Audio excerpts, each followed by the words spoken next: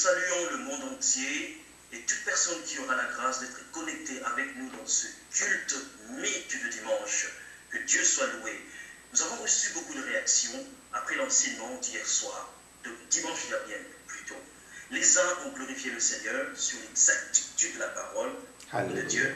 Tant d'autres ont présenté des inquiétudes sur la façon dont les églises sont orientées en ces temps de la fin. Oh mon Dieu. C'est ainsi que je voudrais vraiment introduire l'homme de Dieu, le prophète de ce temps, en invitant de rassurer le peuple. Il y a eu beaucoup d'inquiétudes contre Dieu. Je voudrais tout simplement vous dire, premièrement, bonjour, Père chez Moïse. Bonjour, apôtre Paul. Comment vous allez bien? Oui, vous l'avez déjà prophétisé. Je veux bien. Voilà, je voudrais tout simplement, homme de Dieu, que vous puissiez donner un mot d'encouragement. C'est un mot d'encouragement au peuple de Dieu qui vous écoute ce matin. Nous avons reçu beaucoup d'appels, beaucoup d'inquiétudes sur les églises dans ces temps de la fin. L'épouse qui devrait saisir la frange. Mais aujourd'hui, il y a vraiment le peuple de Dieu qui se pose des questions. Est-ce que vous pouvez rassurer le peuple de Dieu? Veuillez répondre à la question, s'il vous plaît. Je disais, il y a eu des inquiétudes par rapport au message du dimanche dernier. Ok. Les gens se sont posés des questions. Ok. Les églises, où va-t-on? Dans quelle église devons-nous aller? Parce que le message pur, c'est ce qu'ils ont entendu dimanche dernier. Oui. Alors je voudrais tout simplement qu'en tant que prophète de ce temps de la fin, que vous puissiez encourager ou rassurer le peuple de Dieu. Un mot d'encouragement pour que le peuple de Dieu puisse être apaisé dans son cœur. Parfait.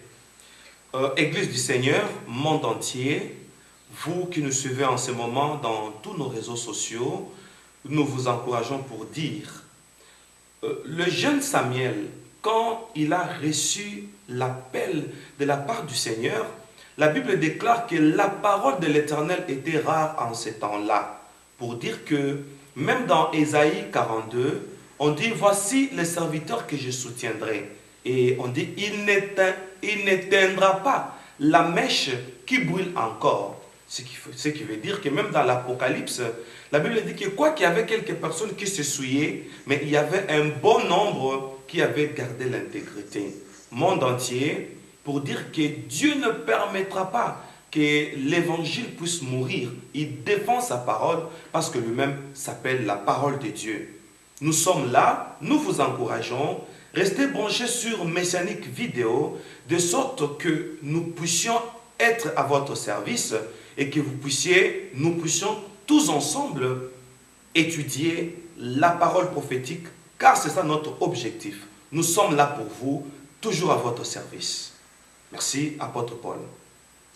Merci, homme de Dieu. C'est en ces mots que je m'en vais vous introduire, en vous laissant la parole, afin que le peuple de Dieu puisse être édifié ce matin à travers le message sur le tabernacle. Merci, homme de Dieu. Parfait. Nous allons prier. Seigneur notre Père, notre Dieu, nous te sommes infiniment reconnaissants pour ce beau moment que tu nous donnes encore autour de ta parole que nous voulons manger comme nourriture spirituelle ce matin pour notre édification, pour notre affermissement. Alors nous disons que ce temps est béni.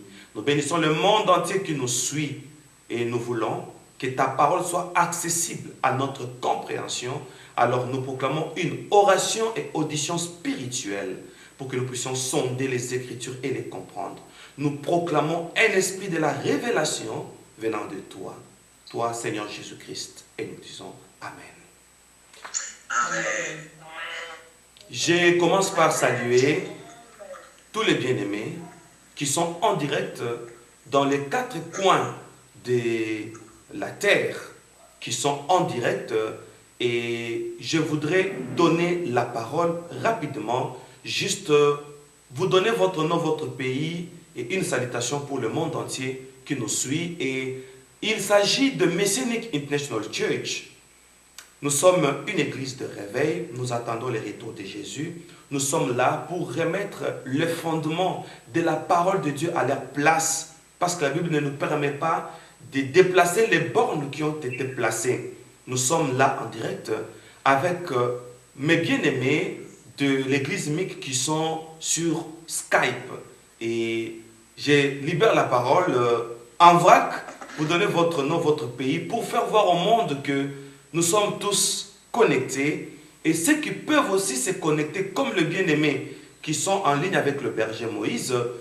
Voilà le deuxième numéro qui est au bas de vos écrans. C'est le numéro de l'apôtre Paul de l'Irlande qui pourra vous inscrire aussi sur notre compte Skype. Voilà, nous laissons la parole juste de la présentation, le nom, le pays, à tous les bien-aimés qui sont en ligne avec moi. Merci, je voudrais tout simplement que on commence par la sœur Esther. Merci. Shalom, bien-aimé. Shalom. Shalom. Oui, je bénis le Seigneur pour cette grâce qui nous fait d'être parmi les adorateurs et avoir le souffle de vie. Je réponds au nom de Esther Muyombo. J'habite à Irlande, dans la ville de Cork. Que le Seigneur nous bénisse tous. Amen. Gloire à Dieu. Merci, Maman Esther. Maman Epiphanie. Shalom, mes bien-aimés. Je Shalom. bénis le Seigneur pour ce moment et je m'appelle la sœur Epiphanie. Je suis du 228 le Togo. Voilà, merci le Seigneur. Gloire à Dieu. Merci beaucoup. Maman Sylvie. Shalom, peuple de Dieu, moi c'est la sœur Sylvie. Je suis en Allemagne, plus précisément à Cologne. Je vous salue au nom de Jésus. Amen. Merci. Mon frère Francis. Frère Francis, je suis en France, précisément à Lyon. Je vous salue au nom de Jésus-Christ. Salut, bien-aimé Francis. Thank you. Maman Hélène.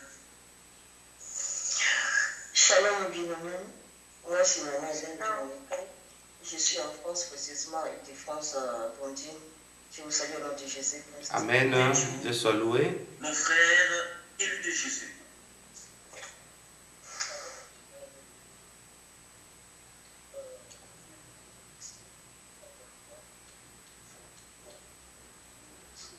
Mon frère élu de Jésus est de la Côte d'Ivoire. Merci. Merci. La sœur Béa.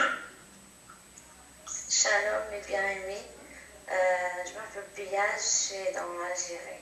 Parfait. Merci sœur Béa de l'Algérie. Maman Billy. Shalom, mes bien-aimés. Je suis Maman Émilie de Toronto, précisément au Canada. Alléluia. Maman Émilie, il est quelle heure à Toronto maintenant? Il est 2h46. Quel sacrifice. Je pressentis ça, que vous avez fait un sacrifice, que Dieu vous bénisse. Merci beaucoup. Avec Papa Michel, votre tendre époux. Merci beaucoup, papa. Voilà, nous évoluons rapidement. Maman Judith. Judith Daka. Bonjour tout le monde. Bonjour. Moi c'est Judith. Je suis à Paris. en Parfait. France. Merci. Mes salutations, Papa Jean là-bas. Maman Patricia. Oui. Shalom, peuple de Dieu. Ngai, Maman Patricia. Oui. Naza aux États-Unis, précisément à Washington. Oh là là. Na Congo, na Nzambe. Et il est quelle heure à Washington, sœur Patricia? Oui, papa. Il est quelle heure à Washington maintenant? 2h47. Oh là là, quel sacrifice. Nous sommes marqués. Merci beaucoup. Ok, nous évoluons. Mon bien-aimé Wesley. Shalom, peuple de Dieu. Shalom. C'est votre scribe, le frère Wesley Pierre Alléluia. Kendi, à partir de l'Irlande. Alléluia. Et il est quelle heure en Irlande, frère Wesley? Il est 7h47. Merci infiniment. Maman Ange. Shalom, peuple de Dieu. Je suis Maman Ange Montana. Et je vous salue au nom de Jésus. Je suis précisément en Angleterre, à Londres. À Londres. Il est quelle heure à Londres maintenant? Et 7h48. Merci infiniment. Rapidement, nous voulons clôturer. Thank you. Maman Philly. Bonjour, peuple de Dieu. Bonjour. Moi, c'est Maman Félix. Je suis à Paris. Parfait. Thank you. Merci. Mon bien-aimé, moi bien-aimé, Yéyé. Bonjour, je suis basée spécialement sur Paris. Parfait. Merci beaucoup. Ça sera tout. Merci. Et moi, je me présente, je suis le berger Moïse Lushiku. présentement à Cape Town, en République sud-africaine. Je suis vraiment dans la joie de participer à ces cultes en direct avec cette grande famille. Et vous, bien-aimés qui nous suivez dans nos réseaux sociaux, sur la radio MIC, sur YouTube, sur vos télévisions, sur Facebook, et ainsi de suite, sur Twitter et partout. Merci. Voilà. Nous commençons notre culte par ici. Nous avons déjà commencé par notre prière. Nous sommes en train de parler du tabernacle. Le tabernacle et ses mystères, ou le tabernacle et ses réalités cachées. À titre de rappel, nous avons parlé de l'introduction, nous avons parlé de beaucoup de choses sur le tabernacle, c'est sur YouTube. Pour vous qui nous suivez seulement aujourd'hui, vous entrez dans YouTube, vous écrivez Messianique vidéo. Vous allez voir la toute première fenêtre où il y a ma photo et vous entrez là, vous allez voir tous nos cultes messianiques. Notre deuxième partie, nous avons parlé de la frange du sacrificateur. Et là, nous sommes déjà dans notre phase où nous parlons de l'aspect extérieur du tabernacle. Nous avons parlé de ça le dimanche passé et aujourd'hui, nous allons parler de l'aspect extérieur du tabernacle toujours, mais notre troisième partie de ce documentaire est intitulée « La porte du tabernacle ». À l'introduction, nous avons dit que la porte du tabernacle regarde l'Orient et Dieu a dit à Moïse de veiller sur ses instructions, qu'il devait répondre scrupuleusement d'après l'ordre du Seigneur. Bien-aimés, le culte aujourd'hui ne sera pas très long parce que quand c'est plus d'une heure, ceux qui sont sur YouTube ont la difficulté de suivre ça et d'envoyer ça aussi sur YouTube. Ainsi, sans plus tarder, nous commençons notre culte par ici. Une réflexion, que Dieu nous ouvre l'intelligence et les yeux spirituels. Pourquoi la porte du tabernacle regardait vers l'Orient? Quel est le mystère qui se cache sur l'Orient? Et là, nous ne sommes pas encore entrés dans les tabernacles. Premièrement, parce que Jésus a dit « Je suis la porte de brebis ». C'est pourquoi la porte doit regarder vers l'Orient. Parce que la porte, c'est Jésus. Et l'Orient, c'est là où se lève le soleil. Donc, la direction de la tente d'assignation, la direction du tabernacle, autrement dit, la position de l'Église doit faire que notre vision soit tournée vers le soleil de justice. Voilà pourquoi l'Église, oh mon Dieu, regarde l'Orient pour dire, l'Église est une épouse. Notre époux est en Orient. Le soleil de justice, le Seigneur Jésus. Comme la Bible dit à la femme, tes besoins se tourneront vers ton mari. Et Paul dit, je vous ai fiancé à Christ comme une vierge pure. Ce qui veut dire, la vision de l'Église doit se tourner vers le Christ. C'est ça la porte qui regarde vers l'Orient.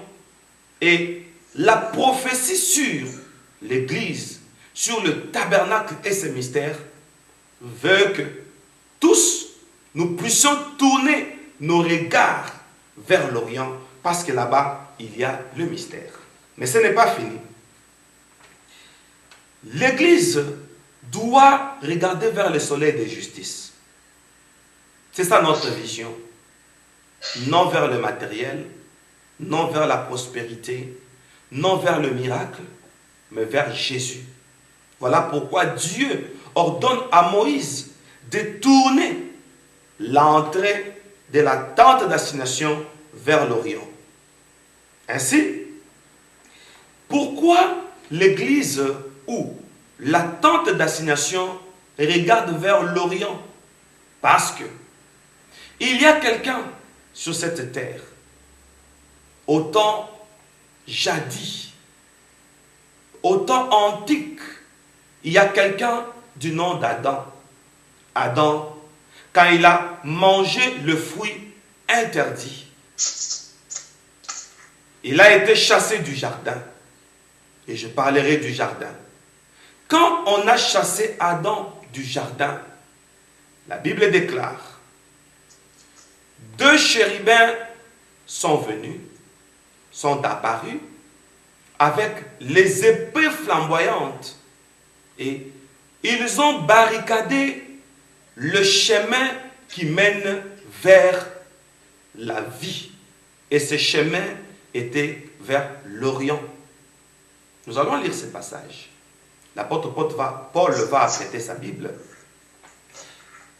Nous sommes en train de parler d'Adam. Le chemin de l'Orient, oh mon Dieu, était barricadé maintenant à Adam parce qu'il avait péché. Et maintenant, l'Église, dans sa porte, regarde vers l'Orient. C'est une prophétie qui dit, l'Église est la solution pour Adam. Adam qui avait péché. Et le chemin qui mène vers l'Orient, le chemin de la vie, a été barricadé. Et si nous, Église, nous sommes là, c'est pour recevoir les pécheurs, ceux-là qui se sont séparés avec leur Dieu, notre Dieu, le Seigneur Jésus-Christ. C'est ça la mission de l'Église. La porte qui était fermée à Adam, oh mon Dieu, cette porte s'ouvre par l'Église. C'est ça le rôle de l'Église. Est-ce que nous pouvons acclamer la parole du Seigneur? Oh mon Dieu. Donc, notre rôle en tant qu'Église est que ceux-là qui s'étaient éloignés de Dieu puissent revenir à Dieu.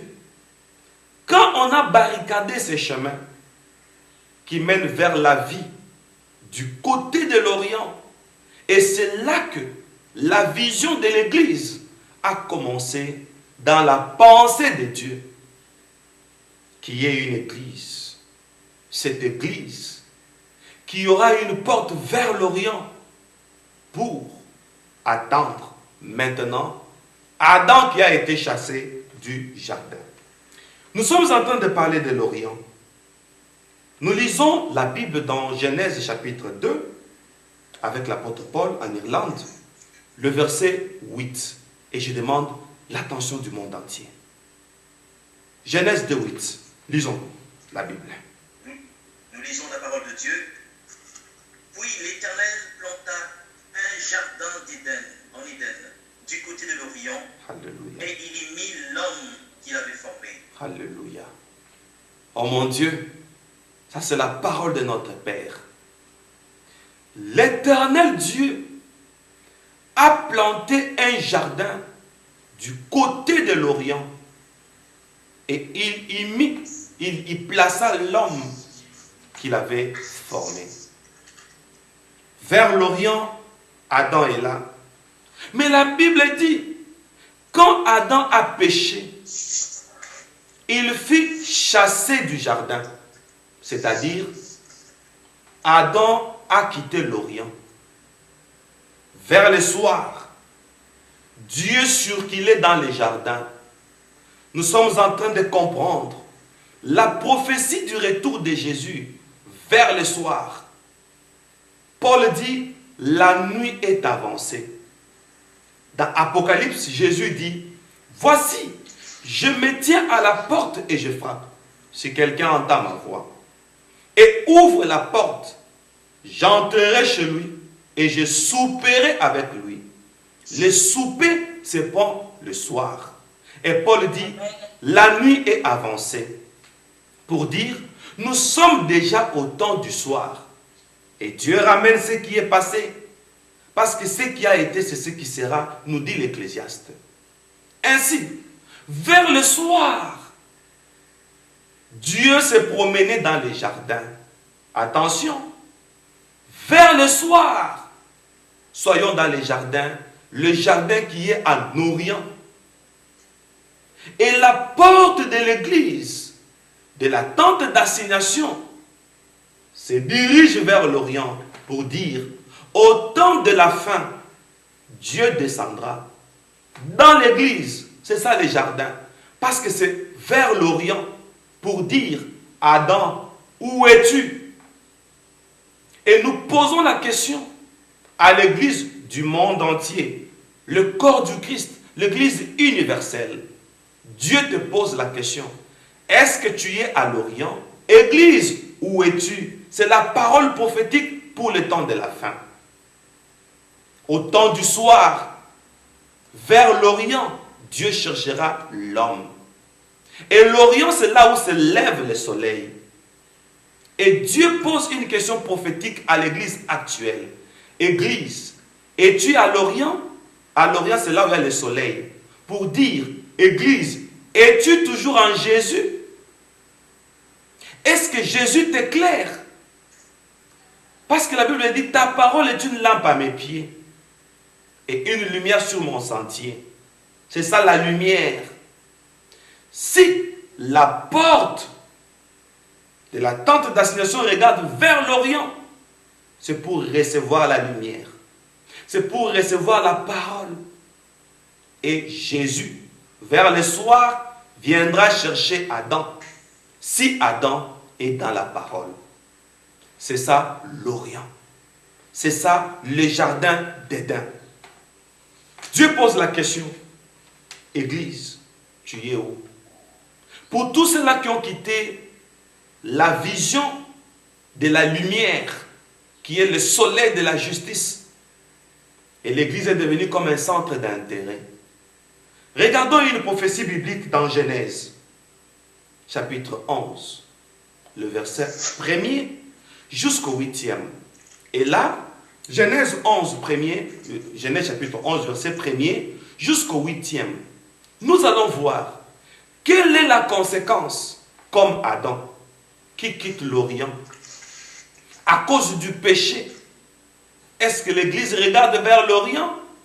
Est-ce que l'Église regarde vers le pot? Si nous quittons l'Orient, je prends aussi ma Bible, nous allons lire avec l'apôtre dans Genèse, chapitre 11. Nous commençons au premier verset, nous allons jusqu'au verset 8e. Nous lisons la parole de Dieu.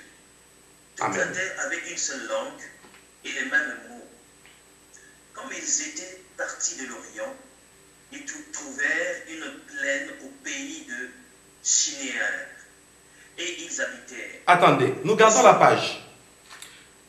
Bien-aimés dans le Seigneur, Église du Seigneur. Ici, toute la terre avait une seule langue. C'est-à-dire la même façon de parler, le même mot. Ils étaient ensemble. Mais dommage, une idée s'est engendrée en eux. Ils partirent de l'Orient. Ils sont allés dans une plaine au pays de Shinéar. Attention, avec le manteau de Shinéar, les lecteurs de la Bible connaissent la prophétie sur le manteau de Shinéar. Un pays qui a été voué par interdit, maudit, disons. Maintenant, ils sont allés dans un pays. Quoique c'était dans une plaine, la Bible déclare, ils partirent de l'Orient. Ils ont quitté l'Orient. Attention, quand on quitte l'Orient, quand on habite hors l'Orient, quoique c'est une plaine, mais c'est loin du Seigneur.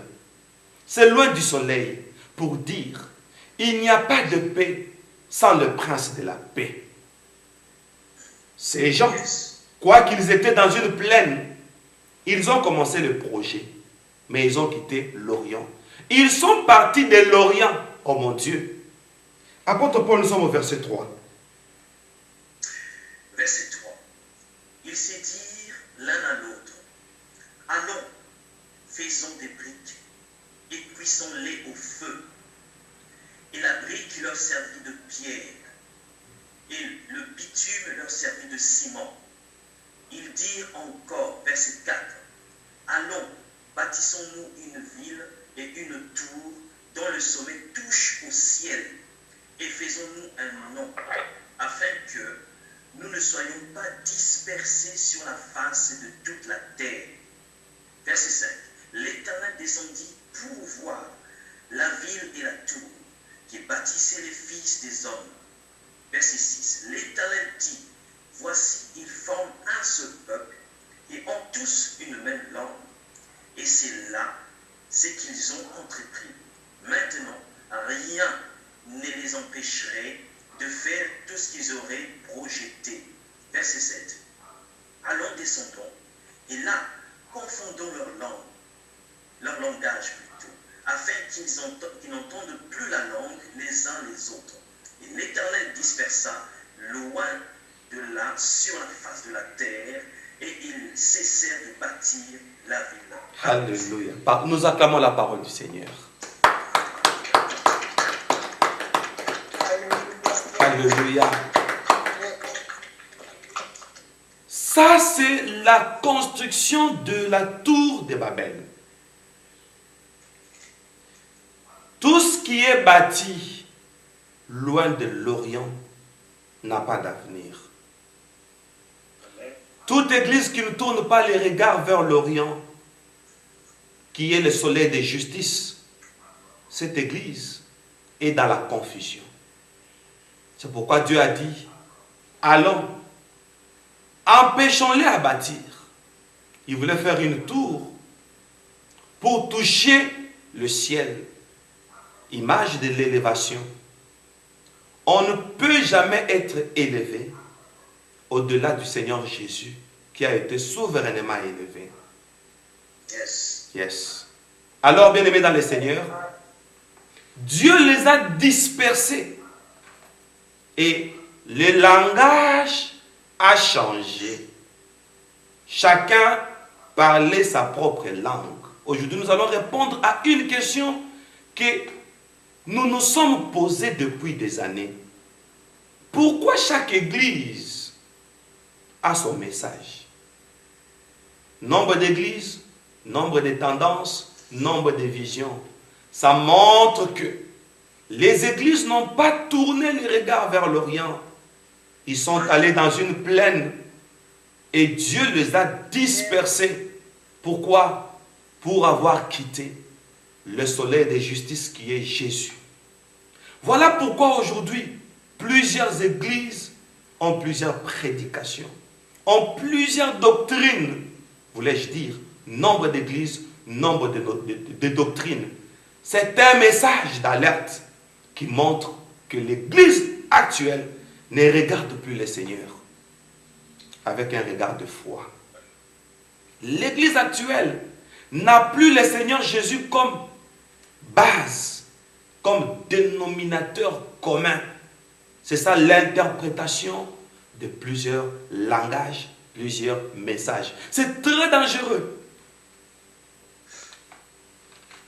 Et toute église qui est loin de la vision vers l'Orient, vers le soleil de justice, faisons très attention. Vous savez, si en Orient, c'est là où se lève le soleil de justice, une prophétie dit, je vois, mais non de près, mais de loin, un astre sort de Juda, et là, on voit le soleil de justice s'élever. Mais attention, c'est aussi une prophétie de la lumière. La Bible dit, lorsque vous verrez l'éclair partir de l'Orient vers l'Occident, ainsi sera l'avènement du Fils de l'homme. C'est aussi une prophétie qui dit, lorsque vous verrez la parole de Dieu s'élever, et cette parole de Dieu faire la course au fil du temps, et vers la fin du temps, la lumière qui commence à s'obscurcir, La parole de Dieu n'est plus prêchée. Ça, c'est la lumière, le clair qui va maintenant vers l'Occident. Ça, c'est la parole de Dieu qui commence à se coucher. Ça, c'est la lumière prophétique qui commence à s'éteindre. Attention, l'homme de Jésus est en train de venir. Et nous qui avons l'occasion de remettre l'Église à sa position vers l'Orient, profitons-en. Car ceci est un combat. Le combat contre la parole de Dieu. Le combat contre la lumière. Et nous allons remarquer cette lutte, oh mon Dieu, cette lutte dans Exode, on ne va pas lire, pour les bien-aimés qui écrivent. Exode chapitre 7 et Exode chapitre 8. Ici, on nous montre parmi les conquêtes des enfants d'Israël pendant l'Exode. Et quand ils devaient conquérir Canaan. Attention, Canaan était un pays de promesses. Mais quand ils sont entrés à Canaan, là, ils ont trouvé des géants. Ils ont trouvé des peuples barbares. Et les conquêtes devaient commencer. Il y a eu plusieurs conquêtes. Chose étrange, l'apôtre Paul va nous lire un passage dans Genèse chapitre 12, verset 8. Pendant que l'apôtre Paul cherche Genèse 12, 8, nous sommes en train de dire ceci. Josué 7 et Josué 8.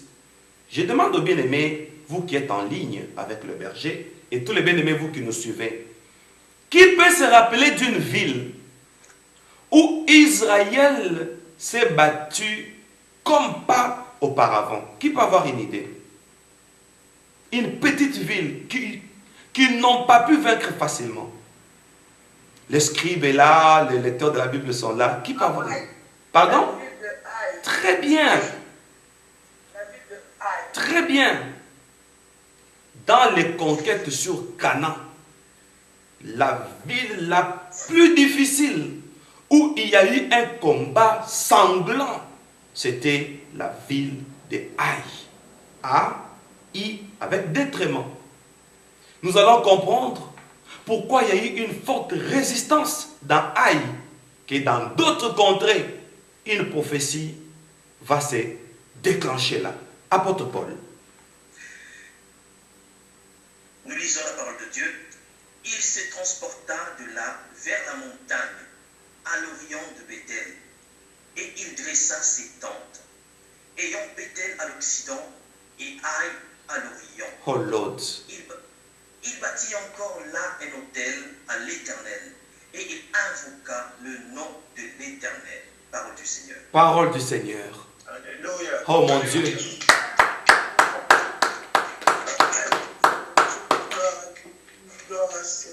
Nous sommes en train de déceler pour comprendre pourquoi, quand il s'agit de Haï, ça devient un problème.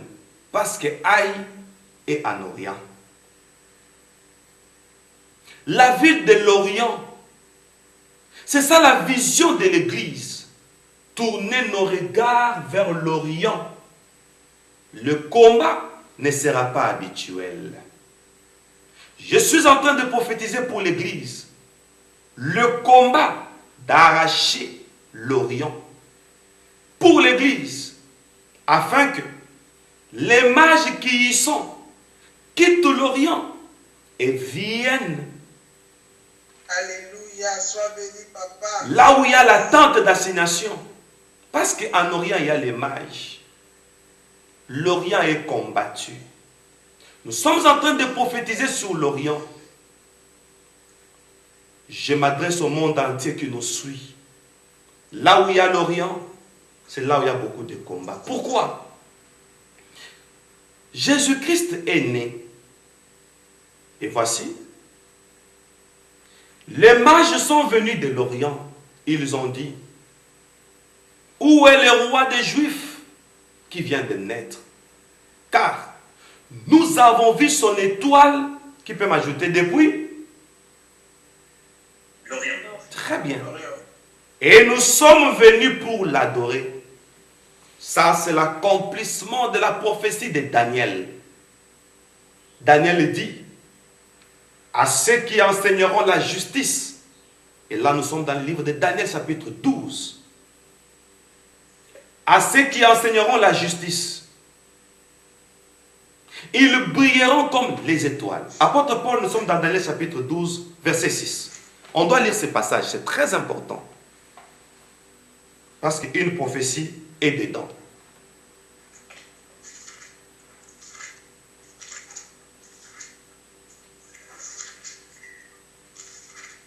Nous lisons la parole de Dieu. Amen. Daniel 12, verset 6. L'un d'eux dit à l'homme vêtu de lin, qui se tenait au-dessus des eaux du fleuve, quand sera la fin de ces prophètes, de ces prodiges? Et j'entendis... Excusez-moi, c'est une erreur. Daniel 12, nous prenons le verset 3. Excusez-moi, c'est une erreur. Verset 3. Ceux qui auront été intelligents brilleront comme la splendeur du ciel, et ceux qui auront enseigné la justice à la multitude brilleront comme les étoiles, à toujours et à perpétuité. Alléluia. Amen. Daniel 12, 3 nous dit, Daniel 12, 3 remplace la prophétie des enseignants de la justice par les étoiles. Là, c'est très important. Suivez-moi bien, Église du Seigneur. Monde entier, suivez-moi bien.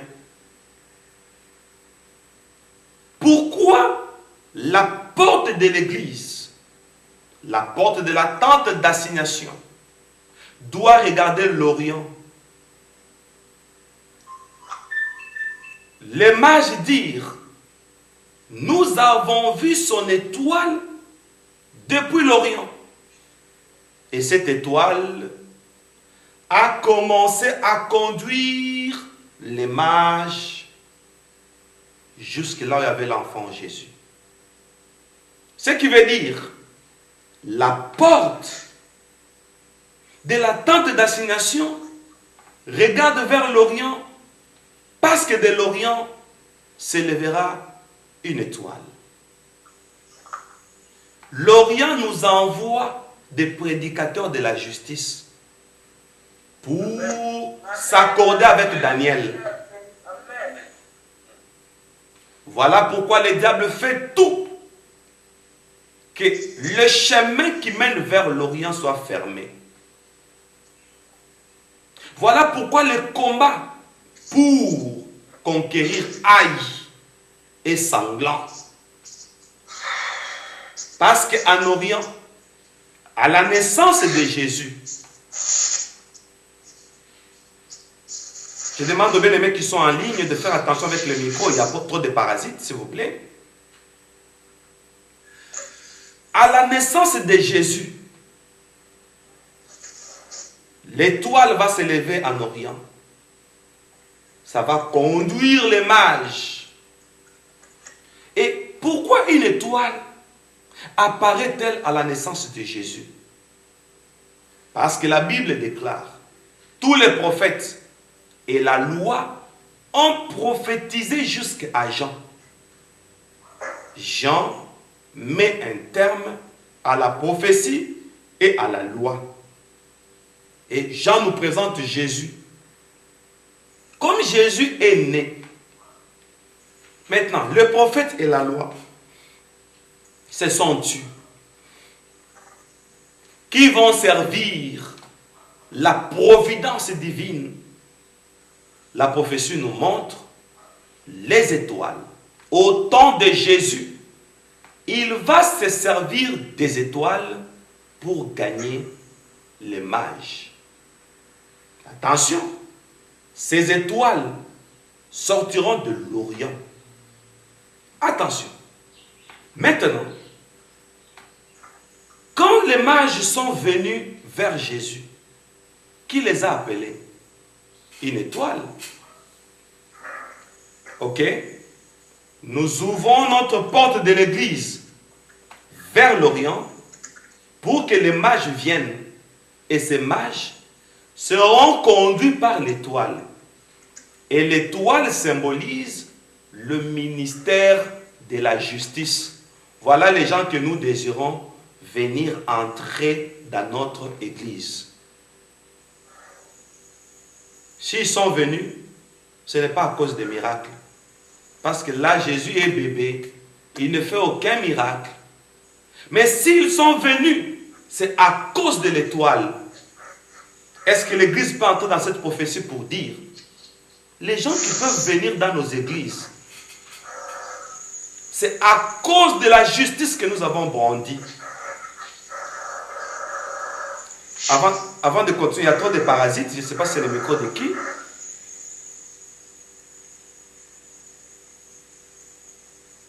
Il y a trop de parasites, s'il vous plaît. Parfait. Alors, l'étoile qui s'est levée, c'est une prophétie qui dit, pour accomplir Daniel chapitre 6, chapitre 12, verset 3, que nous devons susciter le ministère de la justice. C'est ce ministère-là qui doit gagner les mages. Ils sont venus vers Jésus. Voilà pourquoi la porte de l'église doit regarder l'Orient pour dire, nous avons besoin des mages. Ce sont les païens qui viennent à l'église, pas pour un miracle, mais ils viennent à l'église pour avoir vu l'étoile. L'étoile qui symbolise la justice. Parlons un peu de la prospérité. Oh. Aujourd'hui, nous allons conclure avec cette histoire de la prospérité. Pourquoi? Les mages qui viennent de l'Orient, on ouvre la porte, qui regarde l'Orient aussi. On attend les mages. Les mages qui viennent de l'Orient, je pose la question, qu'est-ce qu'ils avaient en main? De l'or, de l'encens et la myrrhe. Merci. L'encens, l'or et la myrrhe. C'était des richesses dans l'Antiquité. Maintenant, regardons les païens. Ce sont eux qui apportent l'or. Mais aujourd'hui, les gens viennent à l'église pour chercher de l'or. Or, ce sont eux qui doivent nous amener l'or à l'église.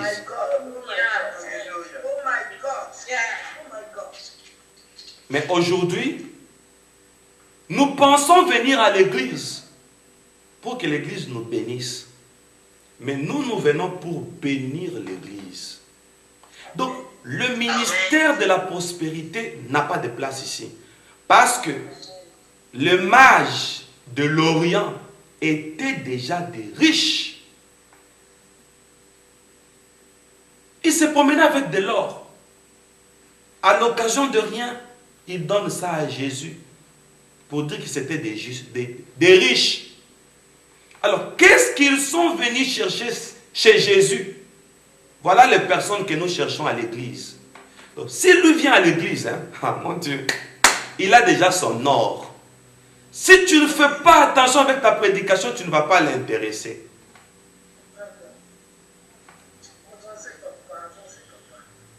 Alléluia. Tu ne vas pas l'intéresser. Il est prospère déjà. S'il est venu, il dit, où est le roi des Juifs qui vient de naître?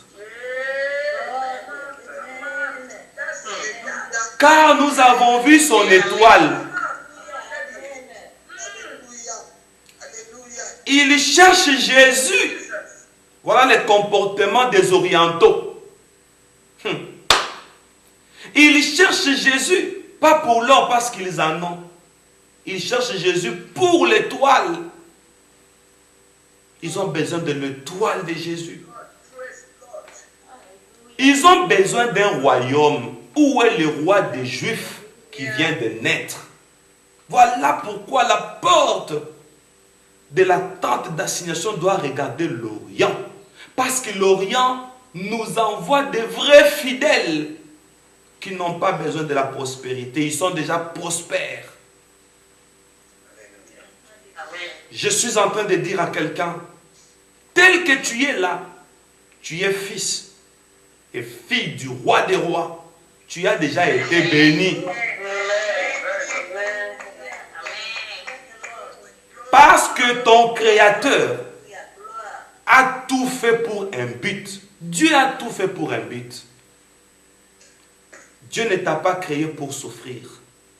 Le fait que Dieu a tout créé. Mais quand il s'agit de l'homme, il pense, il dit, faisons l'homme à notre image. Attention. Pour le reste, Dieu disait que telle chose soit, que telle chose soit. Et cela fut ainsi. Quant à l'homme, Dieu dit de faire.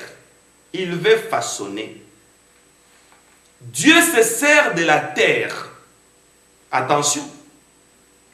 Il fabrique un homme, une statue, et il souffle dans ses narines. Ça devient un être vivant. Regarde qui tu es.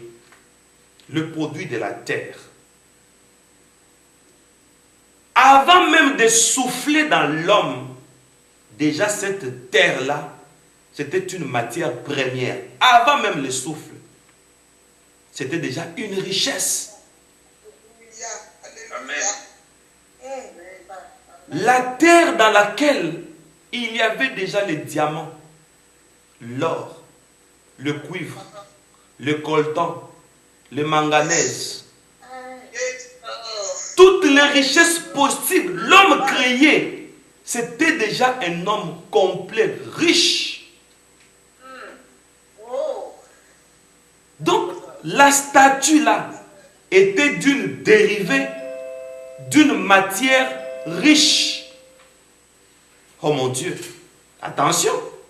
Et maintenant, Dieu souffle pour dire, si je te donne mon esprit, déjà quand il s'agit du matériel, tu as été déjà riche. Maintenant, n'exploite pas ton esprit pour te rabaisser au niveau du matériel.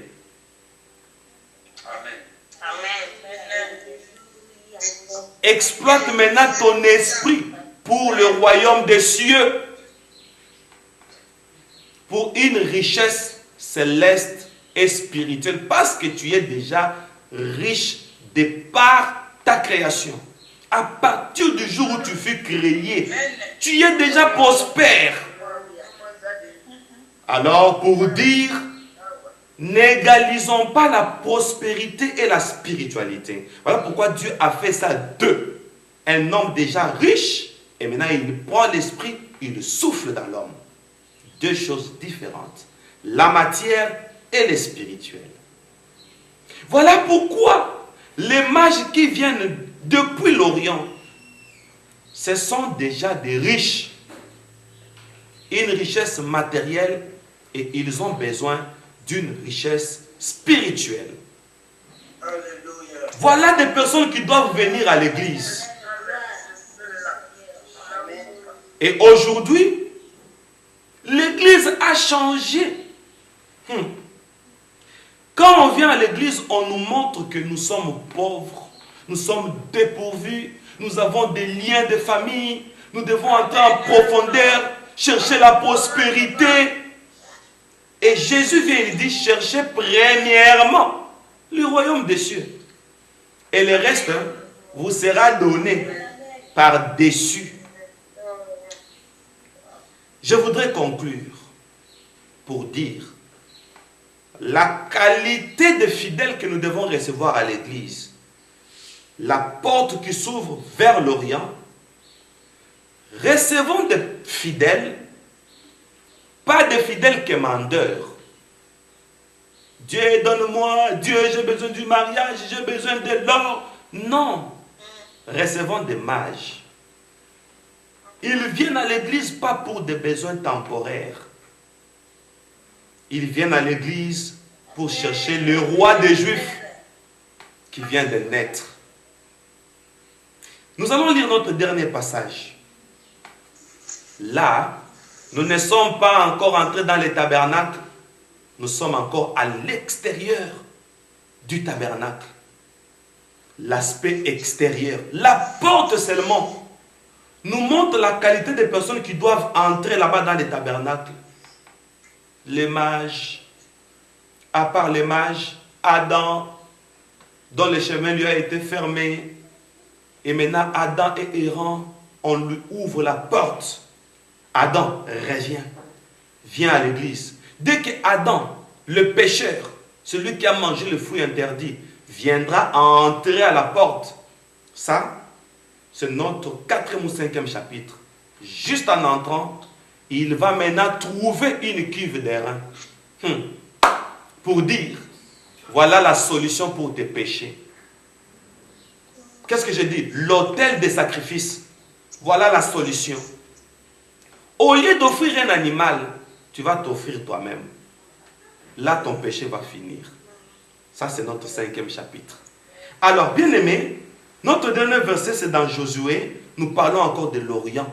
La porte de la tente d'assignation. Les tabernacles qui regardent l'Orient. Pourquoi? Josué chapitre 18, verset 24. Notre dernier passage. Josué 18, 24. Apôtre Paul.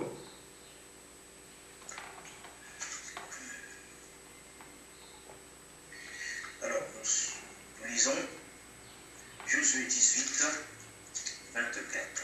Yes.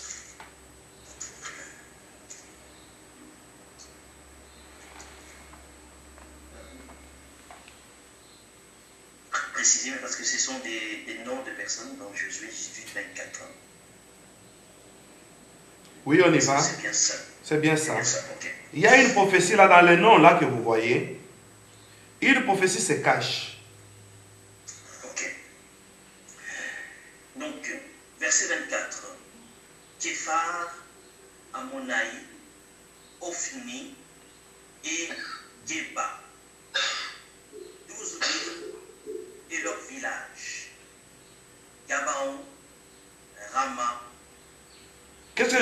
Excusez-moi. Je suis sous émotion. C'est le verset 20.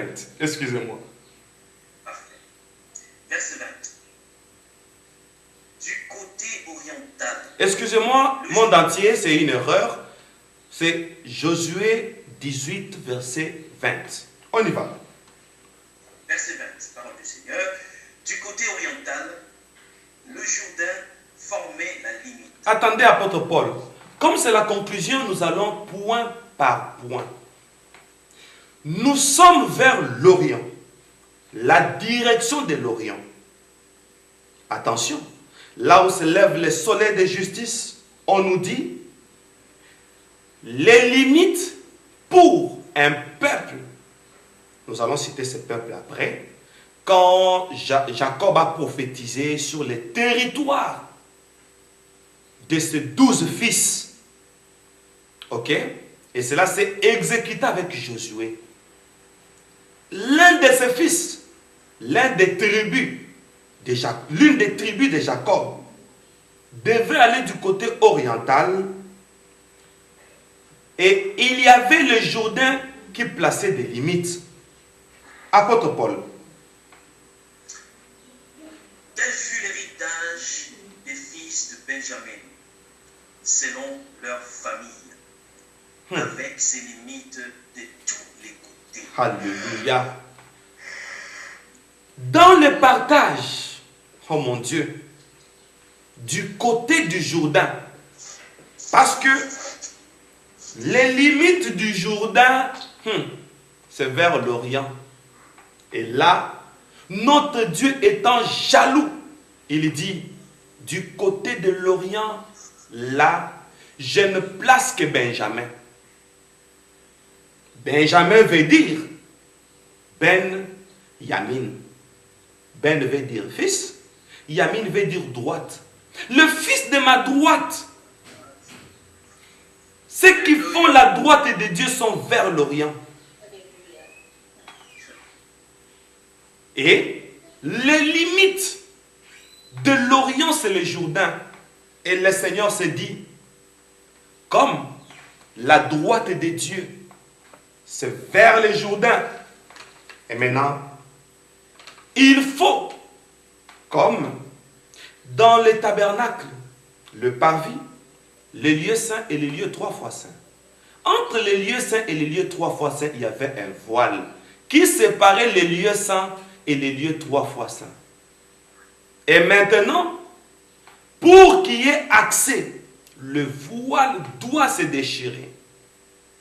Et voilà le fils de la droite vers l'Orient. Pour qu'il y ait accès aux autres peuples. Parce que c'est là où il y a la droite de Dieu, la puissance de Dieu. Il faut que tout le peuple vienne vers Benjamin. Mais il y a des limites, le Jourdain. Comprenons pourquoi, dans la prophétie biblique, un prophète est venu, il a fendu le Jourdain. Pourquoi fendre le Jourdain? Parce qu'au-delà du Jourdain, il y a le secret de l'enlèvement. Élie doit être enlevé. Quand on traverse le Jourdain, les chars de feu nous attendent pour l'enlèvement. Et c'est là où il y a Benjamin. Et c'est vers l'Orient. Alors je suis en train de comprendre pourquoi la porte de l'église regarde vers l'Orient. Parce que c'est du côté de l'Orient qu'il y a le Jourdain. Attention. Quand on traverse le Jourdain, on est enlevé. Attention. Jésus-Christ lui-même, il a pris la chair. Et il est passé par le Jourdain pour prophétiser que le mystère du Jourdain, c'est le mystère de l'enlèvement d'Élie. Voilà pourquoi Jésus vient inaugurer la prophétie d'Élie, la prophétie d'enlèvement. Il passe par le Jourdain, le ciel s'ouvre. Alléluia.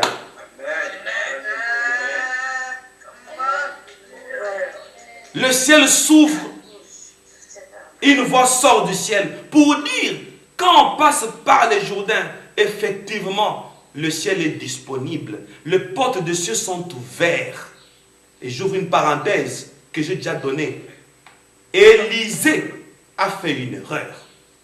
Le fait qu'il avait traversé les Jourdains, il devait aussi être enlevé. Mais pourquoi il n'était pas enlevé? Parce qu'il n'avait pas de manteau. Et pendant qu'Élie montait, il lui dit, ce manteau ne me sert plus à rien parce que je monte déjà. Je donne à mon successeur. Le manteau tombe. Il prend le manteau. Au lieu d'invoquer le Dieu d'Élie, il fend les Jourdains et il rentre. Et c'est là qu'il va commettre des gaffes. Oh mon Dieu. Il ne devait pas rentrer. Il devait invoquer le Dieu d'Élie. Avec le manteau là, il serait aussi enlevé. C'est une parenthèse. C'est pourquoi quand il sortait, les enfants lui ont dit, monte, vieux chauve, monte. C'était le fils des prophètes. Lui a invoqué les ours. Les enfants du prophète lui disaient, les manteaux que tu as, les Jourdains que tu as traversés, tu es digne de monter. Il n'a pas discerné. Alors rentrons, nous fermons la parenthèse. Ma grande famille chrétienne, notre dernier passage est en train de nous prophétiser dans Josué 18-20 que nous venons de lire. Pourquoi on a placé les limites du Jourdain vers l'Orient? Parce que les gens qui viennent de l'Orient doivent traverser le Jourdain. Donc, ils sont prêts pour l'enlèvement. Alors, la salle d'attente de l'enlèvement, c'est l'église. Voilà l'objectif de l'église. Voilà pourquoi la porte de l'église regarde le Jourdain. Pour aujourd'hui, nous nous limitons là. Nous allons nous retrouver le dimanche prochain avec notre 4e partie sur ce documentaire à propos du tabernacle. Que Dieu vous bénisse. Apôtre Paul, vous avez la parole.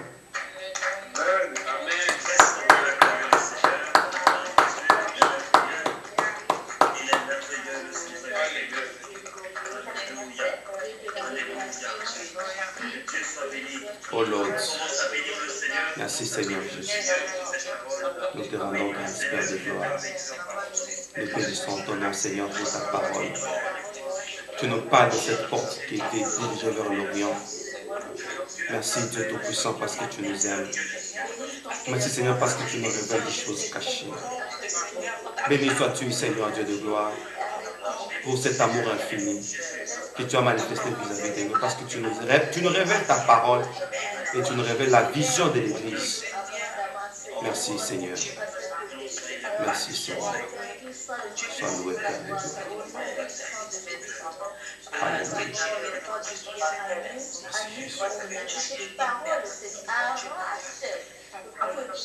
Merci Jésus.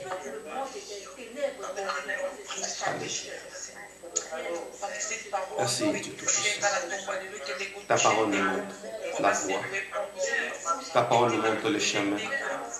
Ta parole nous montre que nous sommes appelés à nous préparer pour le retour du Seigneur. Oh Lord, sois loué Seigneur. Sois béni. Merci. Nous te présentons le sincère reconnaissance. Que cette parole transforme nos vies. Au nom de Jésus-Christ. Sois béni, Seigneur. Je bénis ta parole. Alléluia.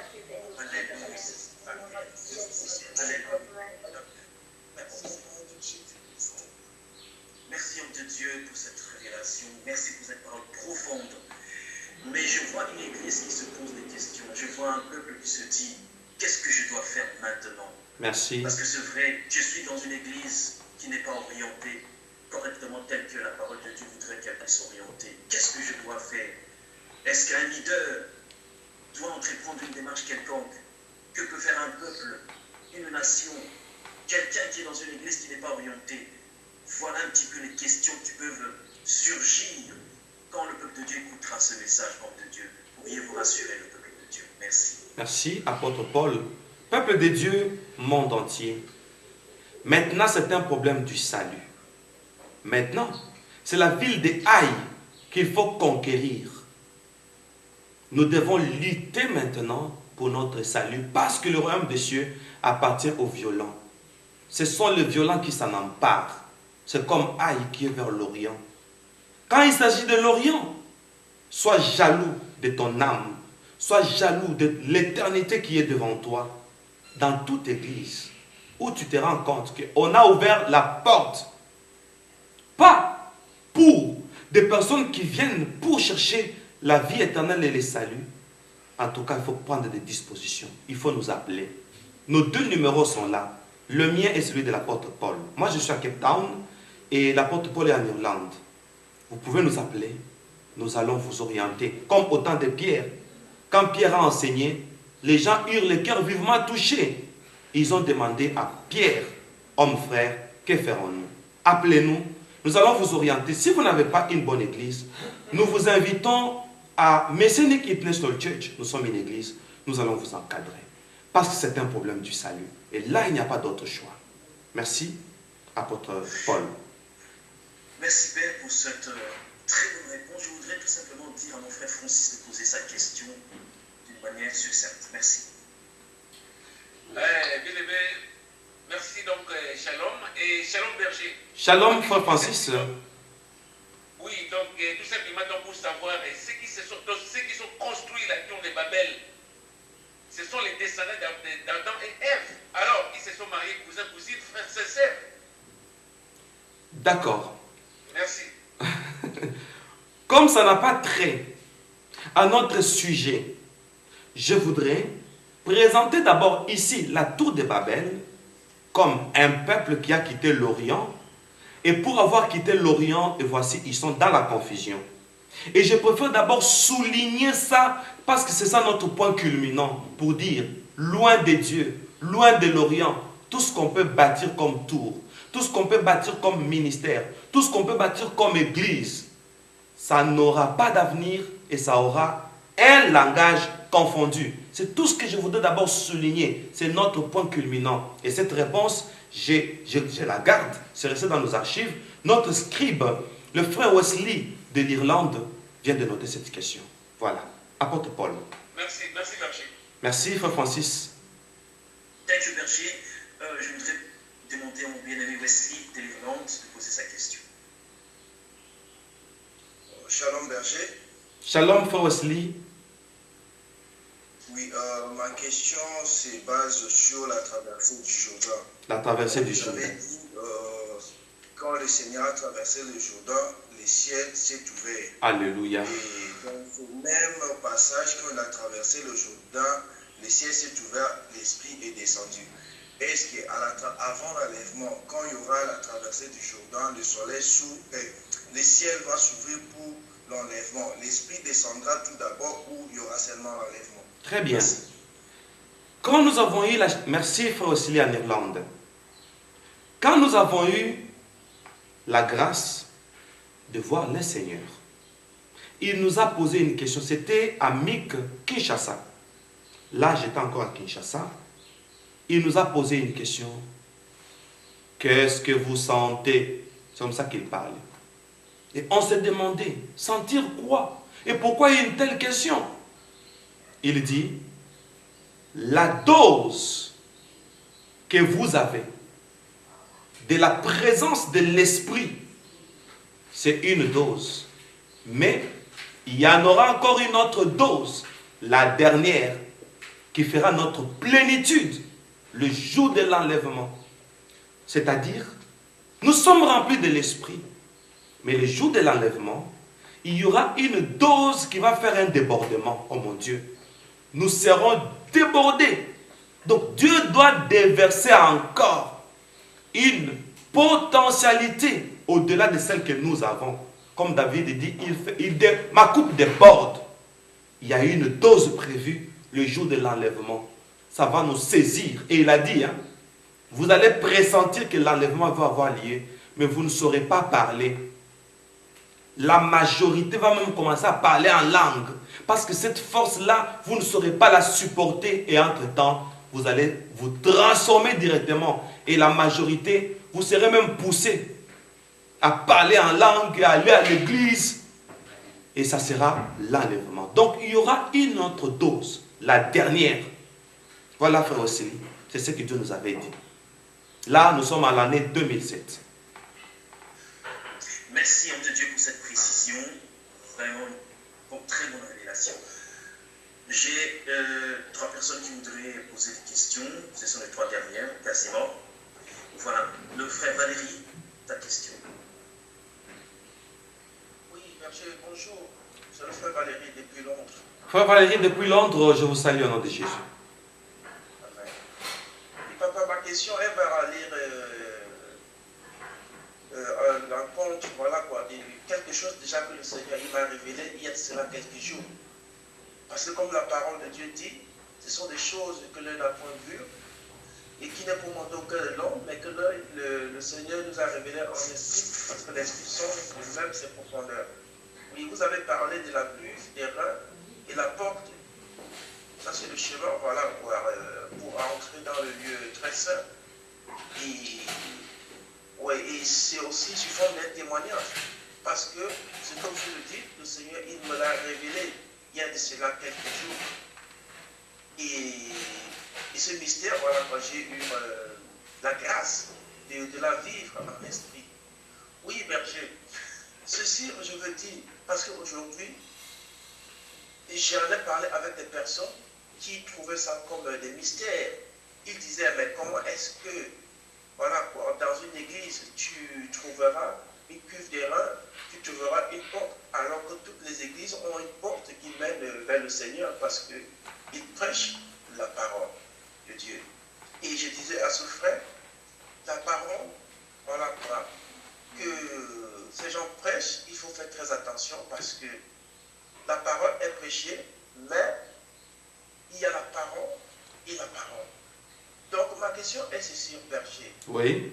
Comment ces personnes-là pourront-elles connaître la parole qui nous enseigne, la porte, et comment ces personnes pourraient donc savoir qu'ils sont en train d'entrer dans le lieu très saint. Ça, c'est la question, c'est d'un frère que j'apporte pour vous le poser, afin que quand il écoutera ce témoignage, il aura une réponse à sa question. Merci. Parfait. Cette question, c'est quand nous parlerons, je crois, au chapitre... Bon, maintenant, il y a l'introduction, la frange du sacrificateur, la porte du tabernacle. Je crois au chapitre 6. Donc, le bien-aimé pourra être patient. Comment savoir que nous sommes dans les lieux saints et autres par rapport à la parole qu'on nous prêche. Donc, ça, c'est tout un documentaire que nous sommes en train de préparer. Donc, le bien-aimé pourra patienter et on va entrer en profondeur. Il y aura déjà la réponse à cette belle question. Merci. Merci, homme de Dieu. Je voudrais passer la parole à Maman Sylvie qui voudrait dire un mot au sujet de ce culte. Bonjour berger. Bonjour Maman Sylvie. J'ai une préoccupation. Oui. Je voulais savoir, c'est tellement compliqué et c'est profond. Maintenant, ceux qui n'ont pas écouté, nous avons la chance d'écouter. Voilà. Nous avons compris. Mais il y a des ceux qui sont déjà morts. Ils n'ont pas écouté comme nous écoutons. On leur a prêché, venez dans l'église, vous aurez les miracles, vous aurez ceci, le mariage, le voyage, tout là. Et ils ont crié à leur message et ils sont morts. Vraiment, c'est compliqué, ça fait très mal, ça donne l'envie de pleurer. Je voulais savoir quel sera leur sort. Mon Dieu. Bon, la seule réponse que je peux donner, le jugement appartient à Dieu. Pour nous les vivants d'abord. Et tous les bien-aimés, vous qui avez eu l'occasion, nous qui avons eu l'occasion d'écouter ces messages, prenons des dispositions d'abord pour les partager. Et nous-mêmes, changeons notre attitude vis-à-vis de l'Église. Nous sommes à l'Église pour d'autres objectifs. Mais aujourd'hui, les leaders ecclésiastiques ont détruit les mobiles, les objectifs de l'Église. Que ces messages corrigent. Mais pour ceux qui sont morts, en tout cas là, c'est à Dieu lui-même de décider. Et nous qui sommes vivants, tirons la leçon. Merci, ça c'est une très belle question. Voilà.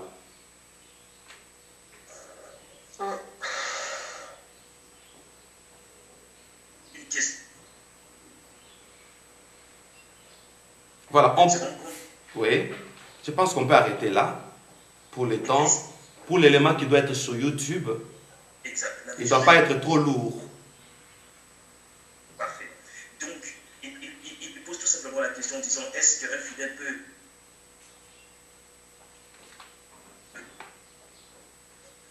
des adaptations de la vision de l'Église? Est-ce que c'est possible? Je n'ai pas compris la question. Un bien-aimé pose la question, peut éventuellement attirer l'attention de son leader sur l'orientation de l'Église vers l'Orient. Si l'Église n'est pas correctement orientée en termes de vision. Oui, je pense que c'est la première manœuvre qu'il faut faire. Nous sommes à une période où tout leader doit changer de vision et tourner vers l'Orient, vers Jésus, notre seul centre d'intérêt. Et là, il n'y a pas de choix. Et si les leaders n'écoutent pas, je pense que le fidèle ne doit pas rester dans le fanatisme, comme je l'ai toujours dit. Il doit disposer de cette église. Parce qu'il risque de perdre son âme. Voilà ma réponse. Et là, je ne mâche pas les mots. Parce que c'est un problème du salut. Voilà. Amen. Amen. Merci, homme de Dieu. Je voudrais simplement à toutes personnes qui ont des questions, gardez vos questions, bien-aimés dans le Seigneur. Nous allons tout simplement préparer nos offrandes. Si vous avez souscrit à une offrande, à une dîme, bien aimé, afin que le culte soit complet, nous allons donner à notre Dieu pour servir à l'avancement de l'œuvre. Alors nous allons fermer nos yeux et je voudrais demander à l'homme de Dieu, le Père Moïse, de faire une déclaration sur les offrandes, les dîmes, les dons que nous allons donner pour l'avancement de l'œuvre. Merci beaucoup. Dieu Tout-Puissant, nous proclamons une bénédiction pour ces offrandes qui vont contribuer à l'œuvre pour son avancement. Je proclame une bénédiction pour quiconque souscrivra. Celui qui vient de souscrire, celui qui a disposé quelque chose pour l'avancement de l'œuvre, je proclame une bénédiction.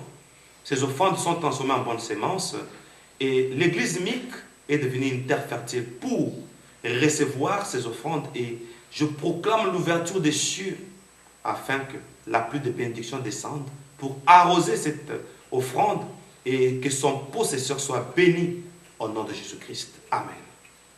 Voilà. Amen. Voilà, donc, Amen. Donc, si vous voulez savoir comment est-ce que nous offrons, comment est-ce que nous envoyons notre offrande pour l'avancement de l'Église, n'hésitez pas à nous contacter sur l'email du berger ou son WhatsApp ou directement me contacter sur mon WhatsApp. Et j'ajoute que les 2 numéros qui sont là, au bas de vos écrans, ce sont nos numéros WhatsApp. Gloire au Seigneur. Nous sommes à la fin du culte, bien-aimés dans le Seigneur. Nos programmes de MIC. Chaque jour, nous avons une préparation matinale à 9h heure de Paris.